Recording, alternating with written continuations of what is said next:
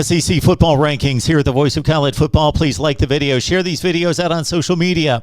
Keep this in mind. If you enjoy the content, others will as well. We discuss college football every day, live, all the time. Call-in shows, live streams, content posted every day. Please join the discussion right here at the Voice of College Football and bring in your friends that love the game that we love as well. SEC football rankings, best conference in America, of course. That might be a video right there. Big Ten versus the SEC in 2021. That could be a good one. All right, let's get to it. At number 14 in the SEC is, of course, let's say it all together, Vandy. When am I going to get a Vandy helmet? Probably never. 2-6, 0-4 in the SEC. They take on Missouri this week. 155 yards of total offense against Mississippi State, losing 45-6. They are being outscored 170-26 in the SEC.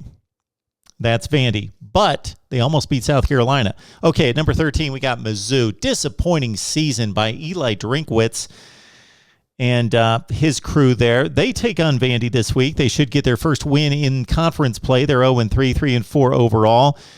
Connor Baselak, good quarterback. Of course, Tyler Beatty, one of the best running backs in the SEC, but the defense has been atrocious. Check out the Tennessee game in particular. All right, at number 12, we got South Carolina. Narrow win against Vandy to notch Shane Beamer's first SEC win ever.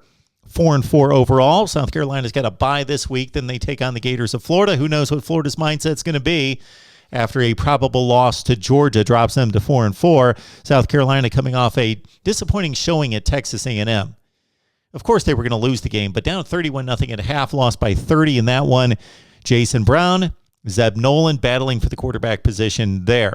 At number 11, Tennessee. But at number 11 in the SEC, I am impressed with what Josh Heupel's doing with this program, the offense, the entire team at Tennessee. They are competing 2-3 in the conference, coming up on a bye week. Then Kentucky. Tyon Evans is having a nice season for Tennessee. The rushing attack has been stellar. Hendon Hooker running the offense well. The Bama game was 24-17 going into the fourth quarter before the Vols fell apart. Tennessee at number 11. At number 10, we got the Florida Gators. Disappointing across the board. Roller coaster last season, of course.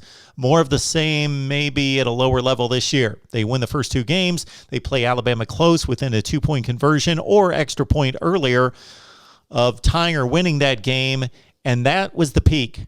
Okay, they can compete with Bama, but since then, it's been a drop-off. Losses to Kentucky, the effort against LSU a couple weeks ago, losing 49-42. LSU's rushing offense has been awful, but against the Gators, Tyrion Davis-Price, 287 yards on the ground. So what's Florida going to do against that Georgia offensive line and four-headed monster at running back? It could get ugly. Of course, we've got the decision to make. Emory Jones, Anthony Richardson at quarterback. Dan Mullen, is he long for Gainesville? Gators in a interesting spot here at 4-3, 2-3 in the SEC. They could come off the rails considering their expectations. All right.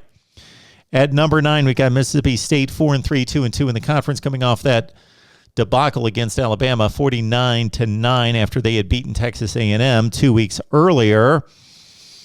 Of course, Will Rogers having a heck of a season. His most recent effort against Vanderbilt, 41 of 57, 4 touchdowns against the Commodores.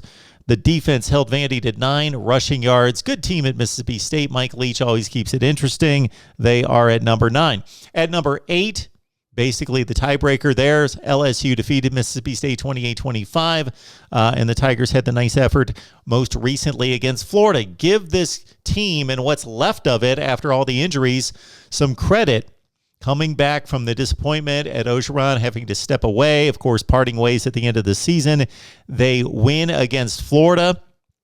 Now, they've got a bye this week at 4-4, and then LSU will take on Alabama. Please check out our LSU videos on our SEC channel that are being posted this week, talking about the head coaching situation. Mel Tucker, Luke Fickell, Matt Campbell, and, of course, James Franklin. All right, at number 7, we've got Arkansas, 5-3. They finally took a break from that brutal early season schedule. Consider Texas, Texas A&M, Georgia,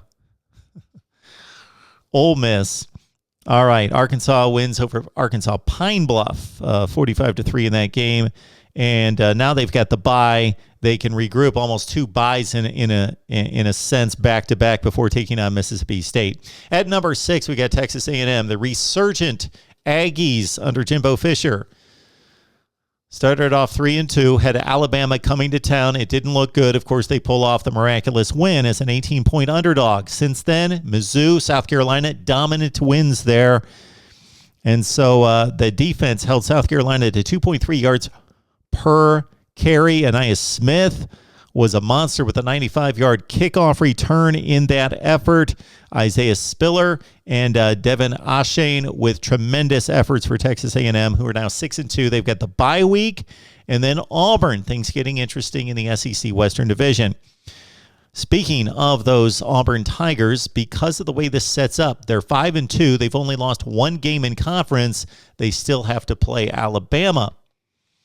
Auburn's in play for the SEC Western Division, but of course, they've got Ole Miss coming to the Plains this weekend. That should be a mighty big one. Bo Nix getting better. All right, Kentucky at number 4, 6-1, 4-1 in conference play, going to Mississippi State this week. Of course, the loss to Georgia. They played the Dogs tougher than anybody else has at 14-7 at halftime. The combination of Chris Rodriguez at running back and Wan'Dale Robinson in his 49 catches have led the offense. Of course, the defense, top 20 in the nation, both points against and yardage against. At number 3, we've got the Ole Miss Rebels. Of course, the one disappointment was going to Bama, blown out 28-zip at half, losing by 3 scores, but otherwise 6-1, 3-1, and a big date, as we mentioned, at Auburn. And dominant performance against LSU. Consider they went down 7-0, scored 31 straight to put it away against the Tigers. Matt Corral, a nifty little 18 of 23 for $185 in that one. And the defense played extremely well against Ole Miss with 5.5 sacks and 8 tackles for loss, giving up just over 2 yards per rush. Number 2 is Alabama. Clearly, Tide blasted Ole Miss, as we mentioned. They've blasted everybody but Texas A&M, 7-1, 4-1. They've got the bye to get ready for LSU.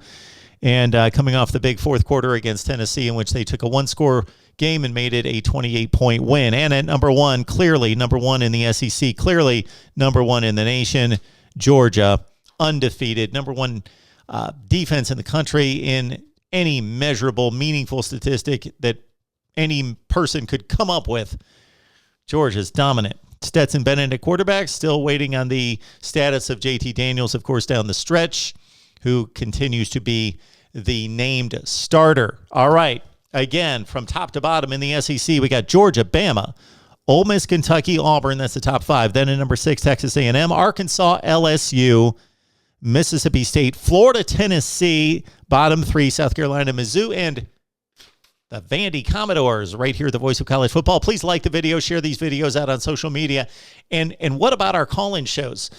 We typically do them on Monday, Thursday, Friday, Saturday after all the big ball games in prime time. So please join us for that right here at the Voice of College Football.